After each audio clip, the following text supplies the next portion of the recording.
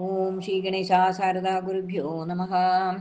സദാശിവസമാരംഭാം വ്യാസശങ്കരമധ്യമാം അസ്മദാചാര്യപര്യന്താം വന്ദേ ഗുരുപരമ്പരാം.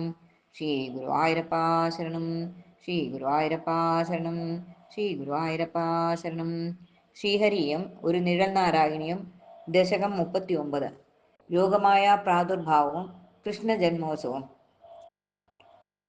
കാരുണ്യത്തീടമ്പീനെയും കയ്യിലെന്തി വസുദേവൻ കാളിന്തി തൻ തീരം തന്നിൽ എത്തിയ നേരം നിറഞ്ഞൊഴുകിയ വെള്ളം കുറഞ്ഞു കുറഞ്ഞു വന്നു നീലക്കല്ലിനു പോകാൻ വഴിയൊരുങ്ങി.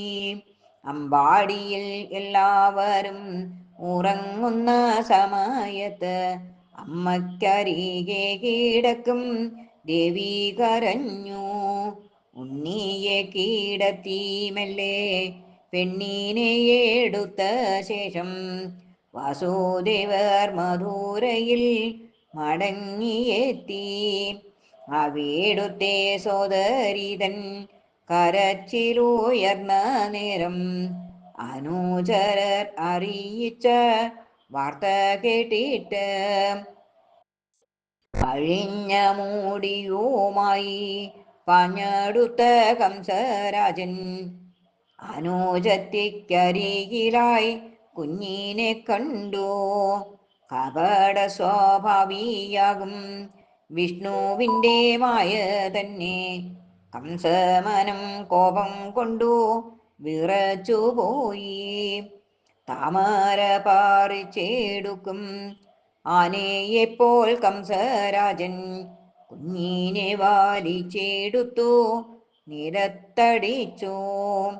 കംസൻ തൻ്റെ കയ്യിൽ നിന്നും തെറിച്ചു പോയൊരാദേവി കാർത്യായനി രൂപത്തോടെ ഉയർന്നു പൊങ്ങി. അഷ്ടഭുജങ്ങളിലുമായി ആയുധങ്ങളേന്തിക്കൊണ്ടു ആകാശത്തിൽ ആശ്ചര്യമായി മിന്നിത്തിളങ്ങി.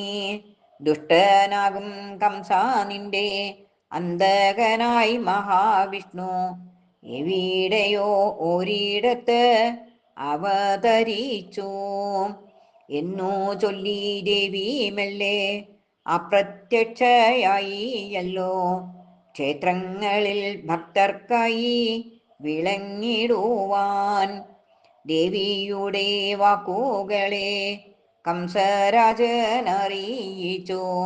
പ്രലംബനെ ഭഗനെയും പൂതനയെയും വിഷ്ണുവിനെ കൊല്ലാനായി കുട്ടികളെ കൊന്നൊടുക്കി. ദയാഭാവം ഇല്ലാത്തൊരാ ദൈത്യ സമൂഹം. മോക്ഷമേകും ഭഗവാനെ ഈ സമയം അമ്പാടിയിൽ ആഘോഷത്തിൻ പെരുമ്പറ ഉയർന്നുണർന്നു.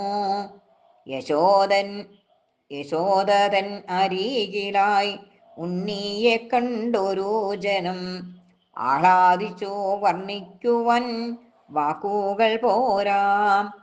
കായാമ്പൂവിനൊത്ത തവ തിരുമേനി പുണർന്നിട്ടും കാർവർണ്ണനു അമ്മിഞ്ഞപ്പാൽ മെല്ലെ കൊടുത്തും പൂമേനിയിൽ തലോടിയും പുണ്യവതിയം യശോദ പുണ്യമുള്ള ജനങ്ങളെ എല്ലാം ജയിച്ചു.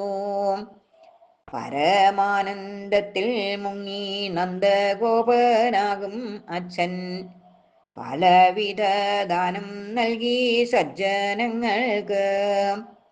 ഗോപജനം പലവിധ സൽക്കർമ്മങ്ങൾ ആരംഭിച്ചു. ഗോപാല നീ രോഗങ്ങളെ മാറ്റിത്തരേണേ. സർവം ശ്രീകൃഷ്ണാർപ്പണമസ്തു.